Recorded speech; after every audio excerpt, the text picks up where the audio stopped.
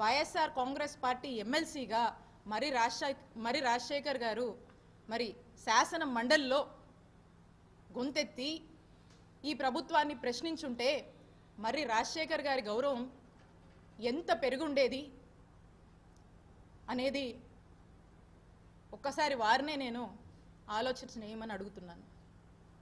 మరి ఈ రోజున మరి రాజశేఖర్ గారు ఎమ్మెల్సీకి రాజీనామా చేయడం అంటే ఒకవేళ ఇది యాక్సెప్ట్ అయితే ఈ ఎమ్మెల్సీ వైఎస్ఆర్ కాంగ్రెస్ పార్టీకి సంబంధించినటువంటి ఈ ఎమ్మెల్సీ పదవి అనేది టీడీపీకి వెళుతుంది కదా. వైఎస్ఆర్ కాంగ్రెస్ పార్టీ ఎంతో నమ్మకంతో మీ మీద ఉన్నటువంటి అపారమైనటువంటి గౌరవంతో మా నాయకుడు జగన్మోహన్ రెడ్డి గారు మీకు ఇచ్చినటువంటి ఎమ్మెల్సీని మీరు ఈరోజు రాజీనామా చేస్తే అది టీడీపీ అకౌంట్లోకి వెళుతుంది. ఈరోజు మనకు నంబర్స్ లేవు, వెరీ అన్ఫార్చునేట్, మనకు బలం లేదు. సో కాబట్టి అది తిరిగి మనకు రిటైన్ అవ్వదు. సో కాబట్టి అది టీడీపీ ఖాతాలోకి వెళుతుంది. అంటే ఇంత నమ్మకంతో ఇచ్చినటువంటి ఈ పదవిని నిజంగా మీరు నిలబెట్టుకొని ఉంటే మీ గౌరవం ఎంతలా పెరిగేది అనేది ఒకసారి మీరు ఆలోచన చేయండి. బట్ ఇది జరిగింది. సో అందుకే నేను అంటాను, ఒక్కసారి అక్కడి నుంచి కూడా చూసుకుంటే ఇక 2024 గురించి వారు మాట్లాడుతూ ఉన్నారు. 2024లో ఏమైందనేటువంటి విషయం మీకు, వారికి, ప్రజలకు స్పష్టత ఇవ్వాల్సినటువంటి బాధ్యత నా మీద ఉంది.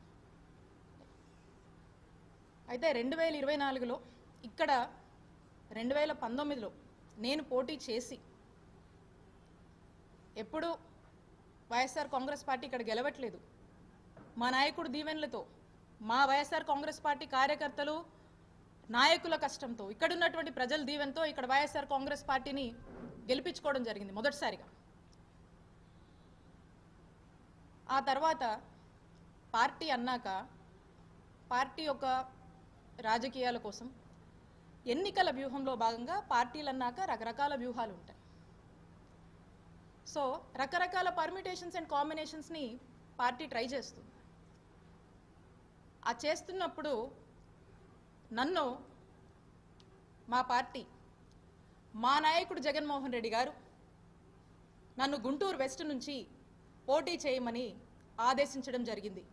క్రమశిక్షణ కలిగిన వైఎస్ఆర్ కాంగ్రెస్ పార్టీ కార్యకర్తగా నేను వారి మాటే శిరోధార్యం అనుకొని ఎదురు ఏమీ మాట్లాడకుండా నేను ఆ మాటని, ఆ ఆదేశాలని పాటించి నేను నా బాధ్యతగా నాకు ఇచ్చినటువంటి గుంటూరు వెస్ట్కి వెళ్ళి నేను పోటీ చేయడం జరిగింది.